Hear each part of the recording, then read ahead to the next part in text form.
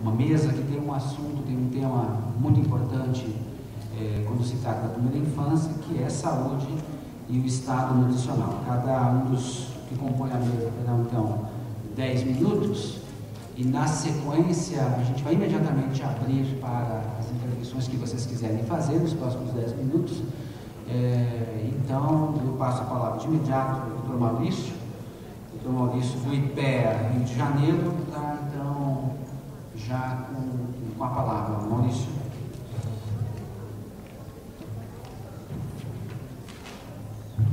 Obrigado, Mário. Eu queria agradecer também o convite para participar desse seminário.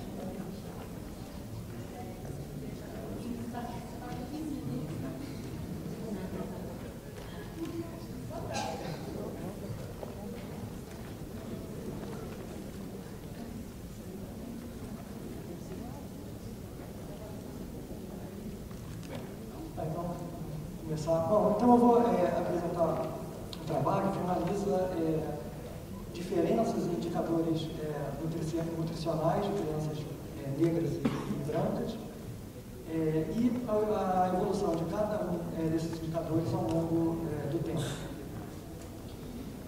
Então, nesse gráfico, a gente tem a proporção de crianças negras no período 2002-2003, com altura para idade inadequada. E aí, mais de 20%, né, das crianças negras estão nessa situação. Né? Então, uma proporção grande de crianças que podem ter aí desenvolvimento futuro comprometido. Para crianças brancas, esse número também é alto, mas muito menor do que para crianças negras. Tá? Então tem uma diferença aí de cerca de 5 pontos percentuais. No período 2008-2009, os dois grupos melhoraram muito, tá? Com uma redução muito grande, tanto para crianças negras quanto para crianças brancas, na proporção de pessoas nessa situação de peso, de altura para a idade inadequada. E outra coisa que aconteceu também ao longo do tempo foi que o diferencial entre os dois grupos também diminuiu consideravelmente. Se a gente olhar para diferenças na renda domiciliar per capita, a gente nota que tem uma disparidade enorme entre negros e brancos. Né? A renda domiciliar per capita dos negros é cerca de metade da renda domiciliar per capita dos brancos em 2002, 2003. E em 2008, 2009, os dois grupos melhoraram, mas essa razão não mudou muito. Quer dizer, os negros continuaram com uma renda domiciliar per capita que corresponde a cerca de metade da renda dos brancos. Então, o objetivo aqui é tentar associar essas diferenças nutricionais entre negros e brancos a diferenças em variáveis socioeconômicas. E também analisar como que mudanças nesses indicadores ao longo do tempo estão relacionadas à evolução desses indicadores socioeconômicos. Então, eu vou fazer isso da seguinte maneira: eu vou vou simular distribuições contrafactuais, fazendo o seguinte: eu vou construir qual seria a distribuição de indicadores nutricionais de crianças negras, caso elas tivessem as mesmas características das crianças brancas. E eu faço a mesma coisa para analisar a evolução ao longo do tempo. se as crianças negras, por exemplo, em 2002 e 2003, tivessem as mesmas características que as crianças negras em 2008 e 2009, como é que os indicadores nutricionais mudariam? Eu vou usar dados da APOF para 2 períodos, a pesquisa do IBGE. Então, eu tenho crianças com idade entre, na verdade, tem 6 meses e 5 anos. Essa informação sobre cor ou raça é reportada pelos pais, geralmente, responsável. E a APOF é uma pesquisa muito grande, eu tenho mais ou menos 10 mil crianças em cada um dos períodos. Eu vou usar medidas padronizadas de peso e altura. São medidas normalmente utilizadas altura para idade, peso para altura e peso para idade. E aí eu faço essa normalização em relação a um determinado grupo de referência, que é só para permitir comparar crianças de diferentes idades, ou diferenças de gênero também. Na verdade, eu vou me concentrar numa medida que seria uma medida de deficiência nutricional, que seriam crianças com o valor do Z-score, quer dizer, dessa medida padronizada, inferior a -2. E aí eu uso uma série de determinantes, determinantes para as condições nutricionais. Então, eu tenho características das crianças, características do domicílio, variáveis regionais, características dos pais, escolaridade, idade, a presença dos 2 pais no domicílio e a própria altura dos pais, e renda domiciliar per capita e outras características do domicílio. Esse slide resume um pouco a ideia do que eu estou fazendo, que é a seguinte. Aqui a gente tem a distribuição da altura para a idade para crianças negras em 2002 e 2003. E aí tem esse ponto destacado aí, correspondendo a -2. Tá? Então, todas essas crianças abaixo ali de -2 teriam, esse indicador estaria dizendo que eles teriam uma situação nutricional inadequada. E aí o que eu faço é o seguinte, qual seria a distribuição nesse indicador, caso as crianças negras nesse período tivessem as mesmas características, ou seja, aquelas variáveis que eu mencionei no slide anterior, das crianças brancas nesse mesmo período. E aí o que acontece com a distribuição desse indicador é que se desloca para a direita, quer dizer, diminui aí enormemente a proporção de crianças com uma nutrição inadequada. E aí o que eu faço é comparar essa distribuição original com essa distribuição simulada. E aí eu posso também colocar nesse mesmo gráfico a distribuição para crianças brancas nesse período 2002, 2003 e também comparar para ver se as crianças negras se aproximaram das crianças brancas com essas características imputadas.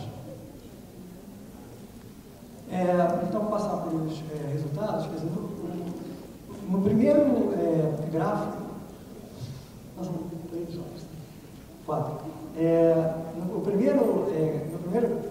primeira barrinha azul, a gente tem a diferença observada entre crianças negras e brancas em termos da porcentagem de crianças com o Z-score abaixo de -2. Tá? Então, é aquela diferença que eu tinha mostrado no segundo slide, de 5 pontos percentuais. E aí, na barrinha vermelha, o que eu tenho qual seria a diferença entre os 2 grupos caso as crianças negras, em 2003, tivessem as mesmas características das crianças brancas em 2002, 2003. Né? E aí o que a gente verifica é que para a altura bastante. No caso do peso para a idade, as mudanças são pequenas, e no caso do peso para a altura, nos dois gráficos do meio. E no caso do peso para a idade, também teria uma redução muito grande entre os dois grupos, caso as crianças negras tivessem as mesmas características socioeconômicas das crianças brancas. Então, quer dizer, esses resultados estão dizendo que esse diferencial nos indicadores nutricionais, grande parte, né, do diferencial nos indicadores nutricionais entre crianças negras e brancas, parece que está associado a diferenças em variáveis socioeconômicas. Agora, quando eu faço a mesma coisa para analisar o comportamento de cada grupo ao longo do tempo, então o resultado é bem diferente. Quer dizer, na primeira barrinha azul que eu tenho a diferença entre crianças, a proporção de crianças negras com altura para a idade, com Z-score inferior a -2, em 2008 em relação a 2002. Tá? Os dois grupos melhoraram bastante. Tanto os negros quanto os brancos avançaram muito. Teve uma grande redução nessa proporção de crianças com condições nutricionais inadequadas. E aí, quando eu faço a simulação, quer dizer, caso as crianças negras tivessem, em 2002, tivessem as mesmas características das crianças negras em 2008, a diferença diminui, mas diminui pouco. Quer dizer, eu só consigo explicar metade desse avanço que ocorreu nesse período. A mesma coisa para peso para altura e, no caso do peso para a idade, quer dizer, eu não consigo explicar nem metade dos avanços que aconteceram nesse período. Para crianças brancas, a mesma coisa, quer dizer, na verdade, mudanças nas variáveis socioeconômicas se explicam até menos menos do que aconteceu nos avanços nutricionais entre 2002 e 2008. Então, quer dizer, só concluindo aqui, quer dizer, as diferenças entre os grupos de cor ou raça parece que estão muito associadas a diferenças nas variáveis socioeconômicas. Agora, as mudanças ao longo do tempo, apesar dos dois grupos terem tido avanços nas variáveis socioeconômicas, os avanços nas medidas nutricionais foram muito mais intensos. Então, quer dizer, outros fatores que eu não tenho na minha análise contribuíram para esse avanço. E outra, só para concluir, quer dizer, esses outros fatores parece que beneficiaram mais as crianças negras do que as crianças brancas.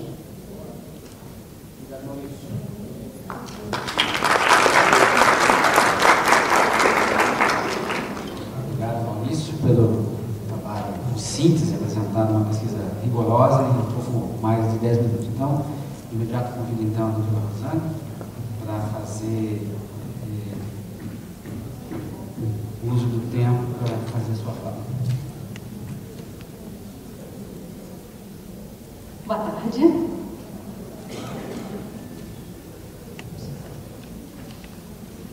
Bom, eu organizei a apresentação em quatro partes, tá? Bem rápido, tentando caber dentro desses longos 10 minutos.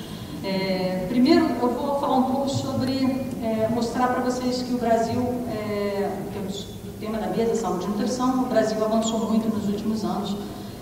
Os indicadores, não só o nível, primeiro, o nível dos indicadores melhorou muito nos últimos anos. Segundo, que não só o nível dos indicadores melhorou, mas também melhorou o grau de desigualdade de oportunidades, reduziu a desigualdade de oportunidades entre grupos socioeconômicos. Em terceiro lugar, alguns fatores que chamam a atenção, que explicariam parte dessa evolução, dessa melhoria substancial que a gente observa nos indicadores ao longo do tempo. E, por fim, falar um pouco sobre a necessidade de continuidade. Tá? Bom, então, como eu falei para vocês, ao longo das últimas décadas, os indicadores melhoraram, os indicadores mais básicos de desenvolvimento infantil melhoraram substancialmente, em particular os indicadores de saúde e nutrição. Eu vou mostrar para vocês dois gráficos.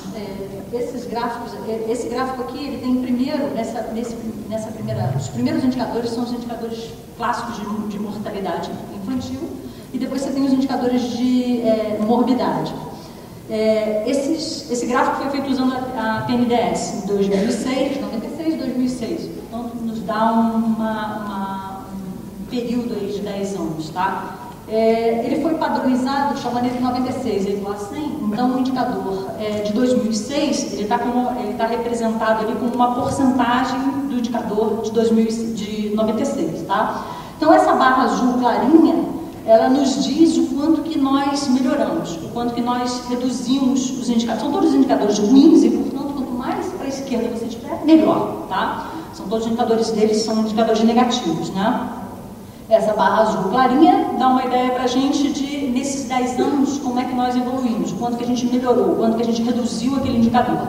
E a barra azul escura me dá uma ideia do quanto ainda falta a gente melhorar, tá? Bom, mas para ter uma ideia mais precisa da velocidade com que nós melhoramos nesses últimos anos, a gente tem essas duas barras vermelhas verticais aqui.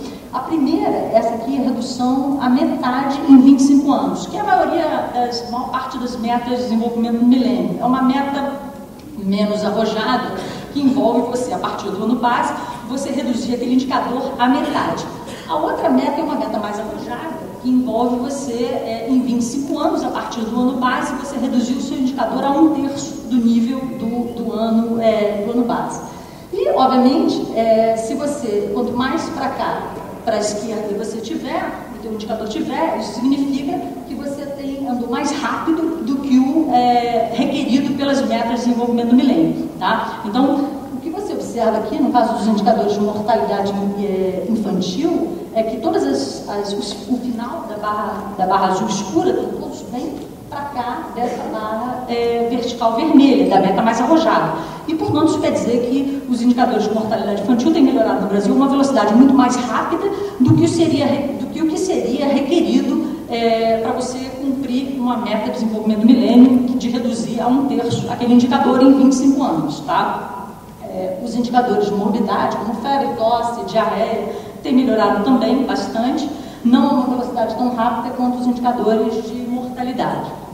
Bom, nesse outro gráfico, os 3 primeiros indicadores são indicadores de subnutrição, clássicos, o Maurício já apresentou ali na palestra dele esses indicadores aqui.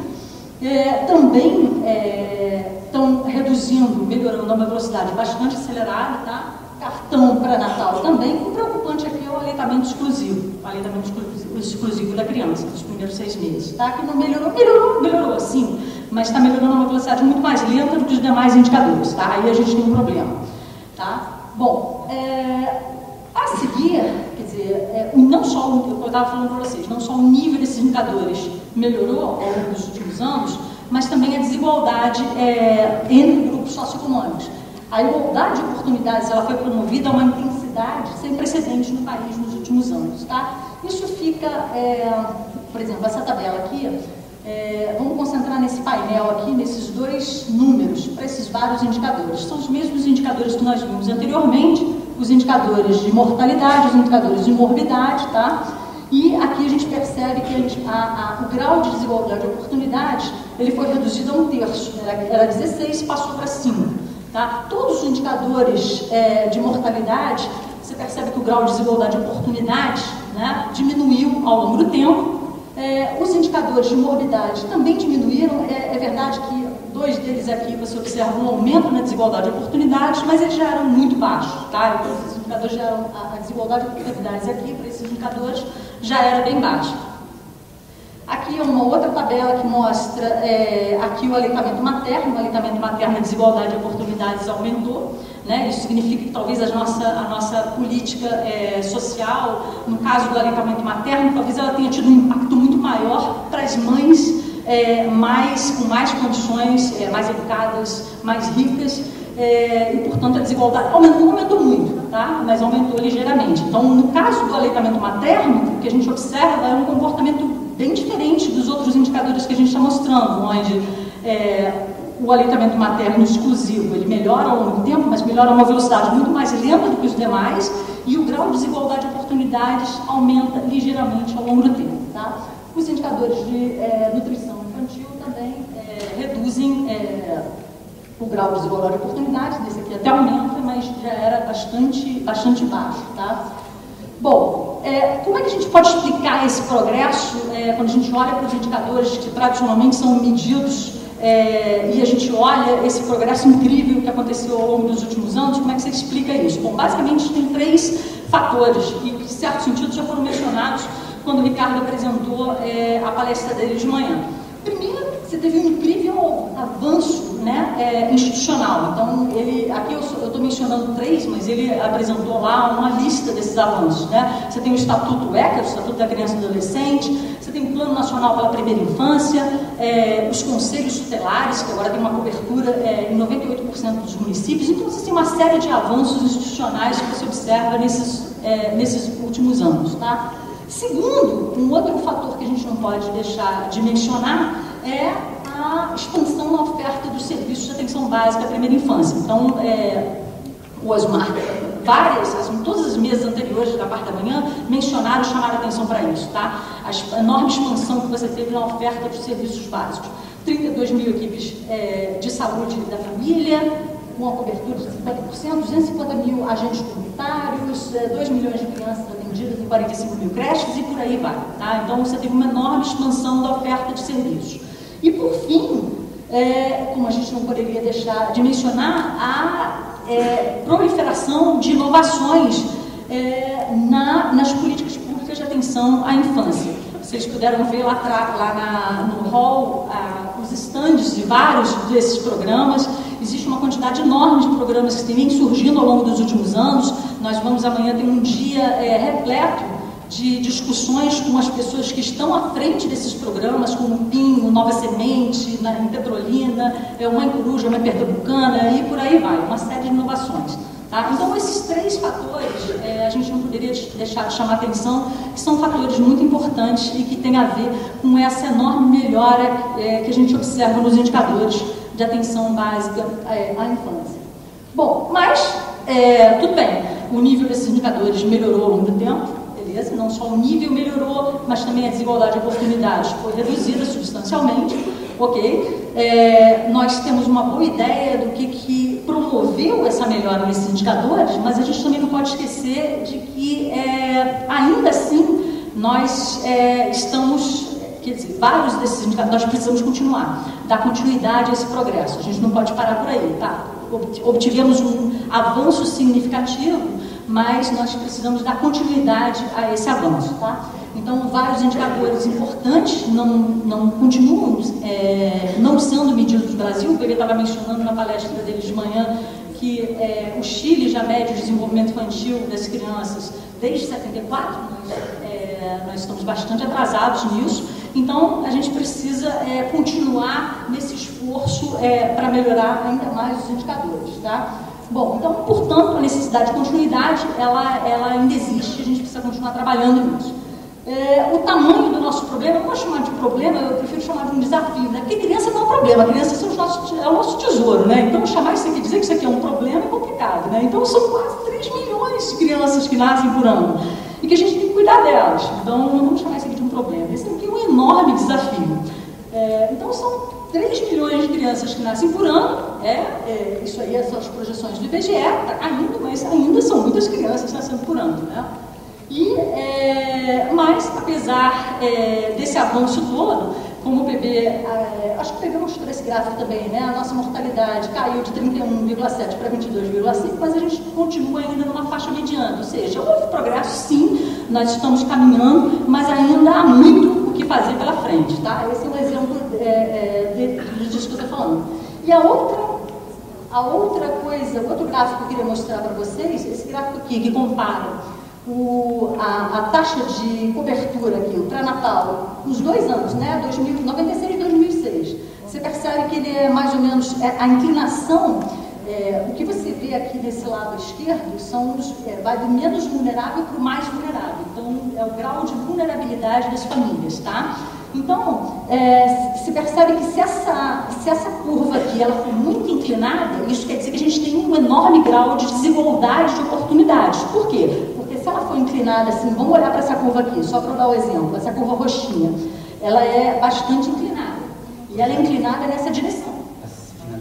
Tá. Então, isso quer dizer o seguinte, que esse grupo aqui, menos vulnerável, ele tem uma taxa de cobertura maior do que esse grupo aqui, tá? Então, entendido isso, tá? Você percebe o seguinte, que a curva para o pré-natal, a gente melhorou, então tem uma cobertura maior e você não tem muita desigualdade de oportunidades. No caso do aleitamento exclusivo materno, lembra?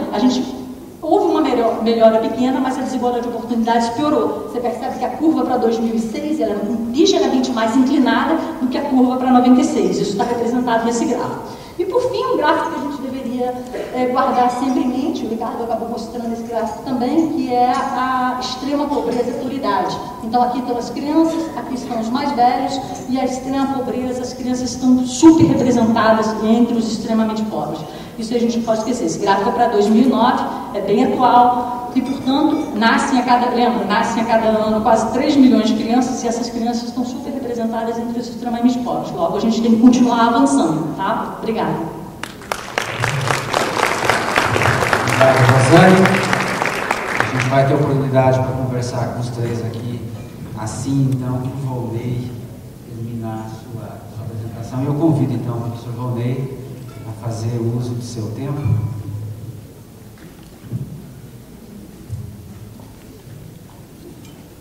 Boa tarde, eu queria inicialmente agradecer o convite, dizer que é uma satisfação estar aqui. E vou falar então sobre a evolução do estado nutricional de crianças de 0 a 4 anos entre 1975 e 2007. E uma coisa positiva no Brasil é que nós temos muitos inquéritos no país, então é possível traçar um cenário de longo prazo aqui, discutir alguns aspectos importantes para a gente conseguir dar uma olhada tanto em determinante quanto na própria tendência que essa evolução surgiu, que essa evolução seguiu. Então, para a gente começar, e de certa maneira, eu vou me concentrar aqui em falar sobre a altura, em indicadores nutricionais baseados na altura. Isso porque a altura tem uma grande correlação com a renda e com condições socioeconômicas na sociedade. Então, ele é um indicador excelente para a gente poder discutir amplamente as condições sociais. Então, a primeira olhada que a gente pode ter é em relação ao Brasil e o mundo, porque nós temos, como tanto o Maurício, o Ricardo de manhã, a Rosane já adiantou, nós temos ótimas notícias em vários indicadores, mas interessa a gente ter uma noção se o entorno da gente também está melhorando, ou seja, melhorar num contexto que todos melhoram não é tão difícil, então a gente tem que medir relativamente esse tipo de melhoria. Então vejam, esse gráfico mostra um pouquinho a relação entre a desnutrição dentro de vários países e o PIB aqui no eixo X, mostrando como o log do PIB. Então vejam, do PIB per capita, essa linha vermelha aqui representa a proporção de déficit de altura que era esperado como função do PIB per capita nos países. Então, se a gente observar aqui, o Brasil, em 1974, ele tinha muito mais desnutrição do que era esperado para a sua condição de renda. Alguns anos depois, em 1989, o Brasil fica exatamente dentro do esperado. Mais adiante, em 1996, o Brasil começa a descolar agora para baixo, começa a ter menos desnutrição que o esperado, e em 2006, que é o último dado que a gente tem para crianças, ele mostra um desempenho ainda melhor, como várias pessoas já ressaltaram.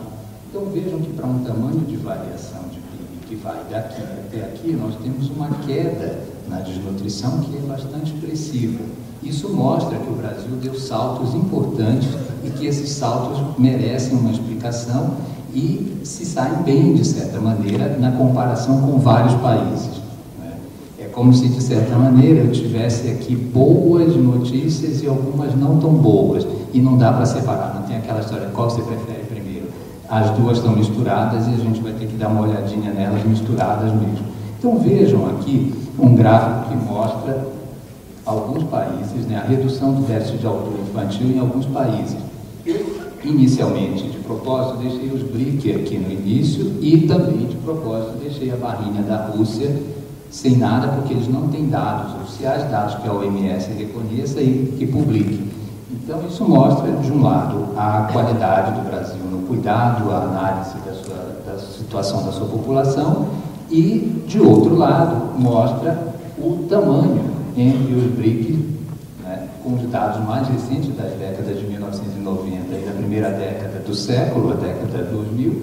Então, vejam o que acontecia no Brasil, na Índia e na China, né, e vejam outros países aproximados da gente, seja regionalmente, seja por importância política e crescimento no cenário internacional, como Turquia e África do Sul. De certa maneira, os dados do Brasil, novamente, numa comparação agora mais ampla internacional, se saem muito bem.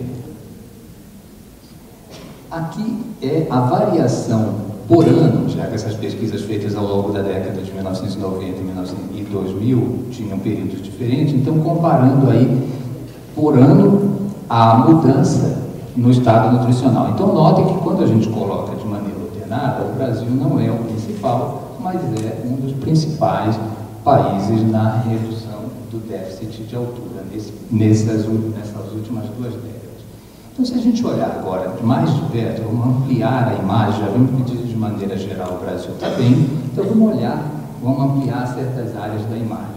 Então, para começar, olhando a tendência inteira, ou seja, saímos de 37% de déficit de altura em 1975 até 7% em 2007. É uma redução expressiva. E mais importante, essa redução vem se acelerando ao longo do período. Então vejam que no primeiro período de aproximadamente 15 anos, havia uma redução de 4% ao ano. Não é? Essa redução passa para 5% e passa para 6% no último período, ou seja, a redução do déficit de altura no Brasil vai se acelerando com o tempo. Não é o que a gente já viu naquele primeiro gráfico, mas mostra uma tendência muito importante no país, ou seja, mesmo com todas as situações adversas que o país enfrentou em algum momento ao longo desse período, a tendência de redução não se interrompeu e, muito pelo contrário, até se acentuou. Eu falei para vocês no início que havia uma correlação grande entre índice nutricional, baseado em altura, e condições socioeconômicas. Então, notem aí a redução de domicílios extremamente pobres e de domicílio pobre, como ele está associado a essa redução nos mesmos anos, associada a essa redução no estado nutricional da população. Então, para a gente observar agora, ainda numa ampliação um pouquinho maior dos nossos dados, vamos observar essa desigualdade na evolução do déficit de altura nesse período.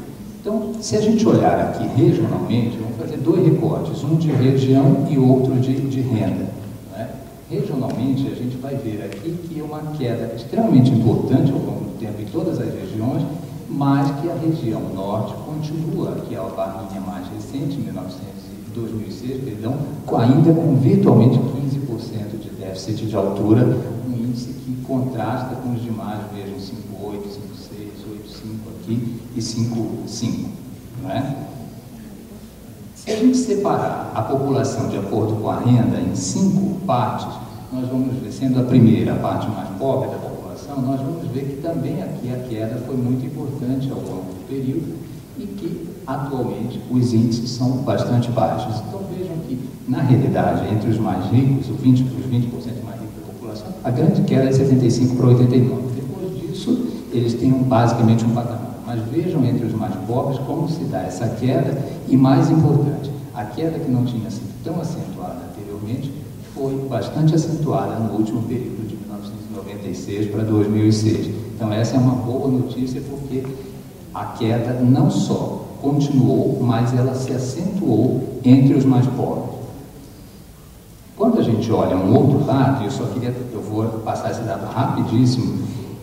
Uma preocupação grande é se a obesidade está aumentando no Brasil também entre crianças. Ela está aumentando entre adolescentes, está aumentando entre adultos, homem, mulher, rico, pobre, né? Parece que nada protege da obesidade no Brasil nos últimos tempos. E entre crianças, aparentemente, nós não temos uma tendência de aumento da obesidade por enquanto, nem no recorte regional e nem no recorte de renda. Então vejam que, embora a gente tenha uma tendência que mostre que os mais ricos são um pouquinho mais obesos do que os mais pobres no Brasil, essa, como tendência de 2006 para de 96 para 2006, nós não temos um aumento acentuado, né? E é provável até que essa diferença que a gente observa aqui entre os mais pobres, essa queda na obesidade, ela se deve exatamente pelo crescimento na altura, uma vez que a gente trabalha com isso como fazendo o peso sobre a altura, o índice que a gente usa. Então, se aumenta esse denominador, obviamente, o denominador diminui e a gente tem um dado positivo em relação a isso. Quais as causas dessa mudança positiva que a gente vem observando? Então, a gente saiu basicamente de 13,2% em 1996 e foi até aproximadamente 7% em 2006, 2007. Se a gente fizer um método semelhante a esse que o Maurício descreveu aqui, eu vou me valer da descrição dele para pular essa parte, ou seja, de aplicar o que era a distribuição da população em 96, na população de 2006, etc., para a gente ver o que sobra, ter esse liquidificador estatístico, o gráfico mostra que o poder de compra respondeu por aproximadamente 22% dessa mudança, a escolaridade materna por aproximadamente 26%, assistência à saúde 12%, saneamento 4% e outros fatores 37%. Na realidade, a gente vê que virtualmente metade da mudança é de natureza socioeconômica. Eu acho que esse é um dado interessante, mostra um avanço extremamente importante, mas ele traz uma pequena preocupação, que é a baixa participação da assistência à saúde nessa mudança. Esses outros fatores incluem a redução na taxa de fecundidade, do aleitamento materno, uma série de outros fatores que estão embutidos aí.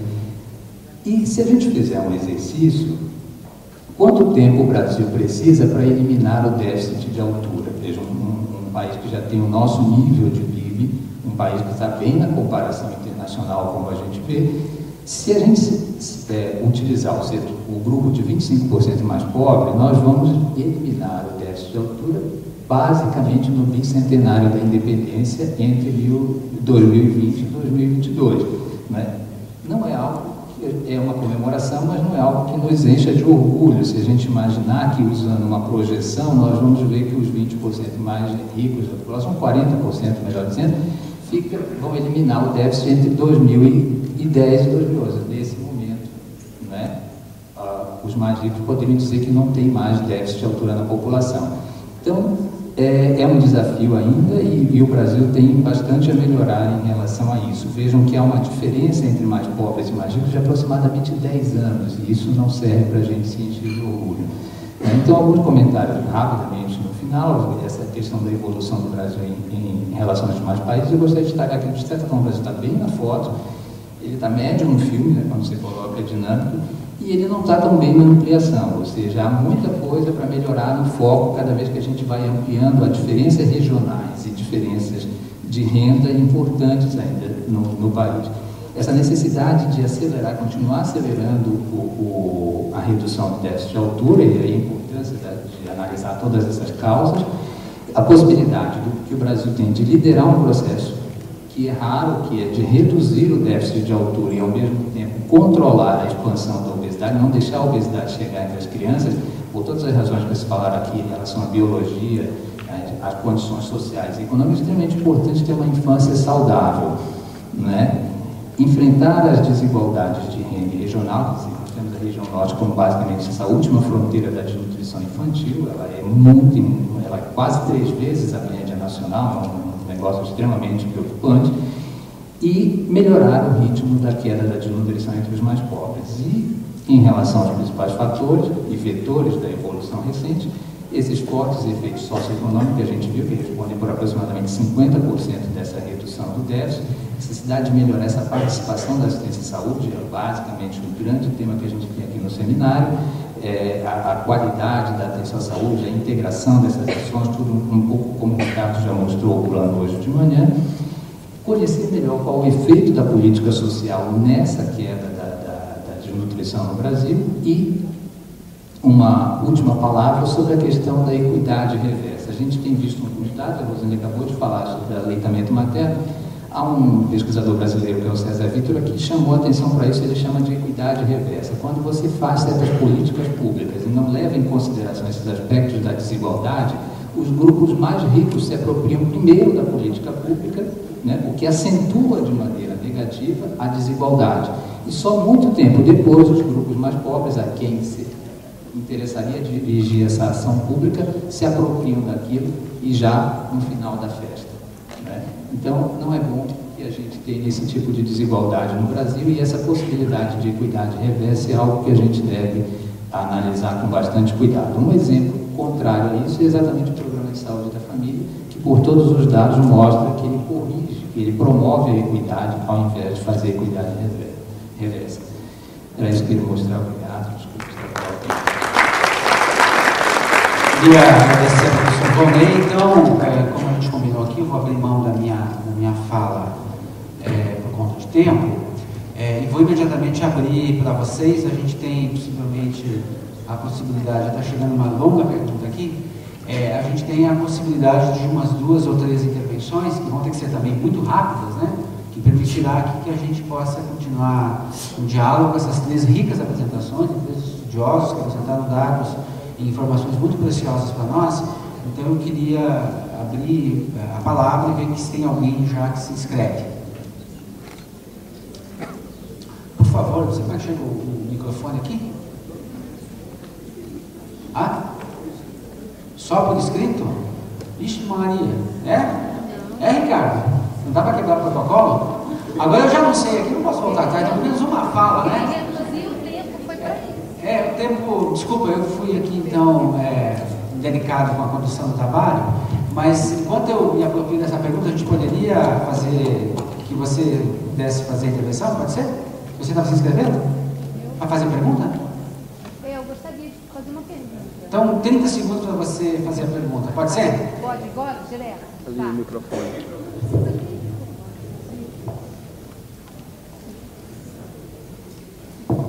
É porque foi visto primeiramente a parte de negros e brancos, né? E eu, como estou mais relacionada ao norte, lá do índio, eu só queria fazer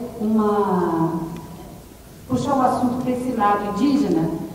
Por exemplo, na altura e no peso, né? Nós temos 2 tribos guaranis, 2 tribos, uma lá no norte, na fronteira lá, de onde eu venho, que é a tribo Ticuna, e tem no Mato Grosso do Sul, lá do Dourados, que são os guaranis.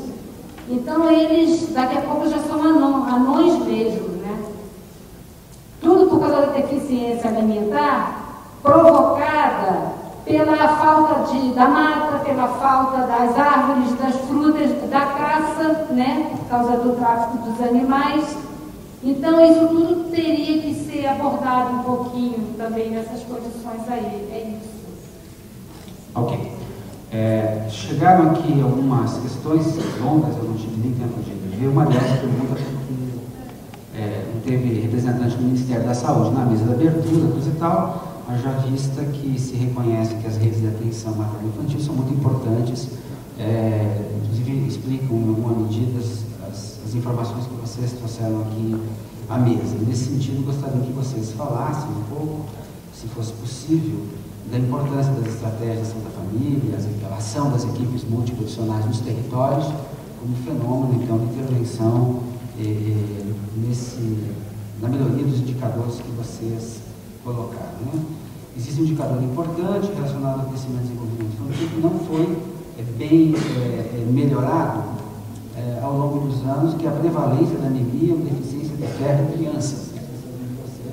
Talvez o Volney pudesse dizer isso. Estudos populacionais apontam a prevalência de 30% a 50% entre outros cenários, por exemplo, populações que estão em situação de vulnerabilidade e iniquidade chega a quase 2/3 da população tem deficiência de ferro. Né? Decréscimo do crescimento e desenvolvimento motor da linguagem e rendimento escolar, além de efeitos psicológicos adversos no comportamento. Gostaria de chamar a atenção dos palestrantes quanto à magnitude dessa carência nutricional e sua repercussão no desenvolvimento e crescimento infantil. Ações de prevenção, controle da anemia, enfim, tema da anemia ferropriva, né? E vocês poderiam comentar. Pode ser? É isso que chegou à mesa, senhoras e senhores. Quem quer começar? Pode ser? Então temos 2 minutos, 3 minutos aí para dar a resposta. Eu vou falar da anemia e deixo para o Rosane e o Maurício falar um pouquinho sobre a questão da saúde da família, tudo bem? Bom, a questão da anemia é, de fato, aquilo que eu comentei. Eu acho que toda vez que a gente vai fazendo ampliações no nosso quadro, e sobretudo quando a gente faz certos recortes, a situação é menos interessante do que tem sido para esses indicadores que trabalham com uma visão macro do problema, digamos assim, pelo menos do ponto de vista nutricional. A anemia, eu acho que ela é um desafio, tanto do ponto de vista da política pública, quanto do ponto de vista da criação de um indicador, de um índice adequado para analisar essa situação entre crianças. Do ponto de vista da política pública, há uma série de coisas que já se tentou fazer com a anemia, não é? E uma boa parte delas não parece dar os resultados esperados. Quanto mais se amplia para a população, e essa é uma preocupação que eu tenho ao dar essa resposta, porque eu não quero que pareça para vocês que há uma solução fácil para isso, não é? Não há. Quando você faz pequenos estudos, eles mostram, de um lado, eficácia, você aumenta um pouquinho, há uma certa efetividade. Tem um estudo que a gente fez no meados da década de 1990 em São Paulo, e mostrou efetividade muito boa quando se distribuía o xarope para crianças, sobretudo na faixa de 18 meses a 36 meses, perdão, de 6 a 18 meses, isso era excelente. Mas quanto mais se tenta levar isso nacionalmente, a efetividade não é a mesma, então não há uma resposta simples para isso. É verdade que tem crescido, é verdade que há uma certa urgência de se abordar isso, mas eu não sei se nós temos de uma só vez todas as melhores respostas para isso. Eu só queria manifestar uma coisa muito pessoal. Eu acho que há que se rever a questão da anemia como indicador para a criança. Nessa etapa de crescimento, é muito complexo essa questão do déficit nutricional, né, principalmente de micronutrientes. Então, eu acho que há que se pensar um pouco mais amplamente no que significa anemia de maneira geral em relação ao quadro infantil, né, principalmente nas crianças muito pequenas, sem prejuízo da gente ter uma política pública e uma preocupação em atacar esse problema. Na verdade, eu vou complementar um pouquinho o que o Volney estava falando. Nas tabelas, a gente tem os dados sobre acesso a micronutrientes com a BNDES, só que a gente só tem para 2006. Como eu estava tentando mostrar a evolução temporal, como a gente não tinha para 96, eu acabei não mostrando. Mas para quem perguntou, existem várias perguntas, algumas perguntas pelo menos na BNDES, por exemplo, a porcentagem de crianças, tem a porcentagem de crianças menores de 5 anos que a mãe declara que a criança não tomou alguma dose de vitamina A, que não tomou medicamento contendo ferro, tem sobre a utilização do sal iodado também. Só que essas informações têm só para 2006. E é incrivelmente alto, a gente estava até conversando sobre isso antes da palestra. Por exemplo, no caso do primeiro indicador que eu falei para vocês, sobre a porcentagem de crianças menores de 5 anos, que a mãe declara que a criança não tomou nenhuma dose de vitamina A nos últimos 6 meses, são 72%, isso em média.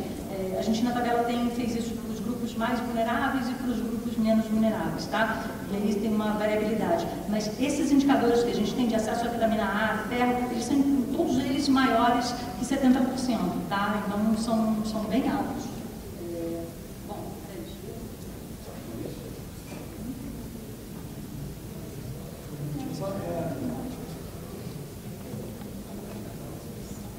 Sobre as políticas públicas, uma coisa que eu noto nos meus resultados é o seguinte: aquelas variações dos indicadores socioeconômicos explicam uma parte pequena dos avanços que ocorreram ao longo do tempo.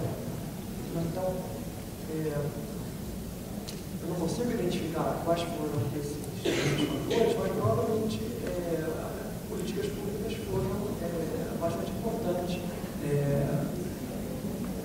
para que ocorressem os avanços observados. Quer dizer, ocorreram avanços nas variáveis socioeconômicas, mas os avanços em medidas nutricionais foram muito mais, os avanços foram muito mais intensos. Então, provavelmente, a expansão de políticas públicas tem a ver com esses resultados, embora não consiga aí identificar se é isso mesmo que está acontecendo, é só uma interpretação possível.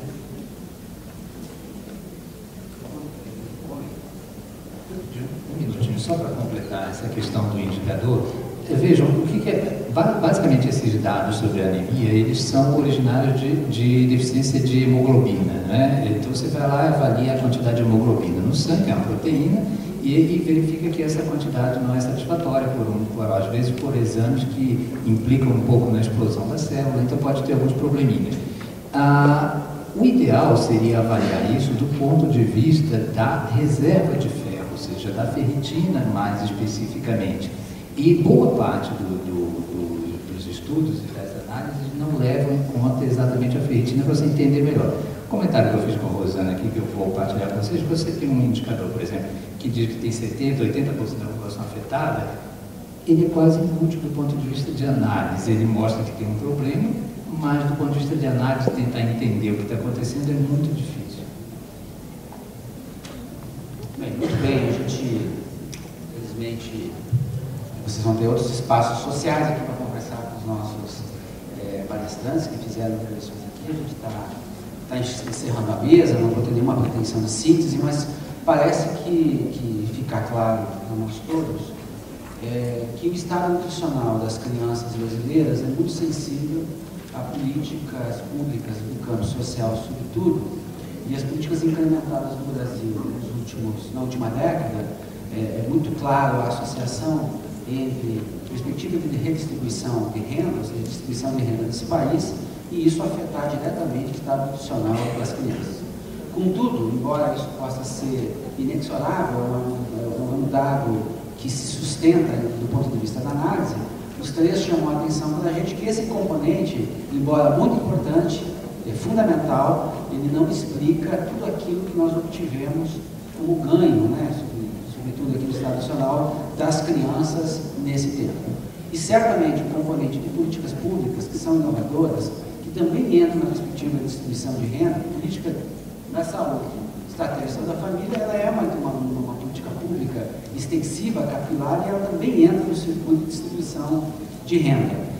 São fundamentais para que a gente, então, qualifique a vida das crianças e, sobretudo, o impacto aqui sobre o estado nutricional delas, né? O tema do estado nutricional, ganhando esse tempo, né, que nós reduzimos, inclusive um dado importante, né, que Maurício apresenta, que pelo estado de distribuição de renda que nós temos, até avançamos para além do que se esperava, né, esse para além que se esperava, eu acho que é importante do ponto de vista da análise nossa aqui, dos trabalhos que temos que fazer. Por outro lado, esse ganho que tivemos, ele apresenta um paradoxo, que é, ao mesmo tempo que a gente ganhou no estado nutricional, parece que o fenômeno do sobrepeso também se apresenta como um problema importante para nós.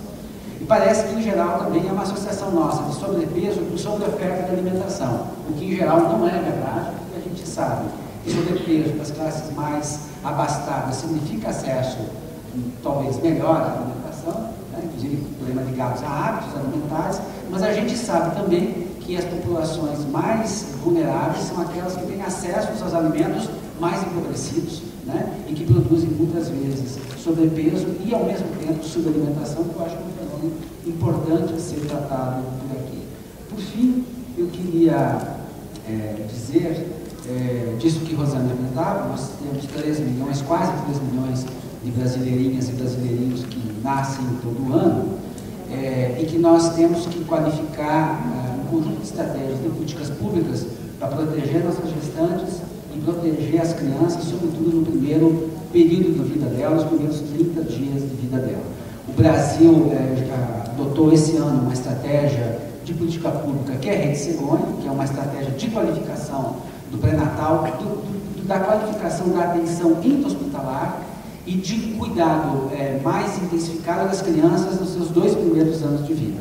Chamando a atenção que o Brasil, quando atinge a meta do milênio da redução da mortalidade infantil, que nós atingimos antes de 2015, resta um componente, que é o componente neonatal, que nós não conseguimos reduzi-lo substantivamente. E o componente neonatal está sensivelmente articulado à qualidade da assistência prestada às mulheres e às crianças. E aí é um elemento fundamental, porque esse defeito residual que nós temos, ele implica numa ação política pública mais sofisticada do que nós temos feito até então, porque nós vamos ter que certamente entrar na discussão e organização de processos de cuidado, processos de trabalho, de equipes que estão nos territórios, que estão nos hospitais, que estão nos CRAS, que estão na atenção básica, melhorando aí a qualidade do cuidado que nós estamos a essas mulheres e a essas crianças. Resta também um outro dado importante, que o aleitamento exclusivo no Brasil está na casa, se não me engano, foi apresentado aqui, mas está na casa dos 40, 45 dias, e é um desafio enorme nesse Brasil. Nós desprezamos um alimento mais rico, e isso tem importância econômica para as famílias, que acabam adotando alimentação complementar em tempo inoportuno, né? Eu acho que isso é um campo que o Ministério da Saúde tem tomado uma atenção, é um campo que nós devemos avançar, porque além de segurança econômica, essa ação, ela desprotege a mulher, tem indicadores de qualidade de vida da mulher que estão associados diretamente à câncer de mama, e sem dúvida, as crianças, não só pelo peso que tem o aleitamento na alimentação da criança, mas o aleitamento materno como um espaço fundamental de vínculo, né, dos bons vínculos dessa mãe e dessa criança na formação dessa família. Queria agradecer a vocês, eu aprendi muito com vocês, imagino que vocês também, e a gente então dá sequência aqui para os trabalhos. Obrigado.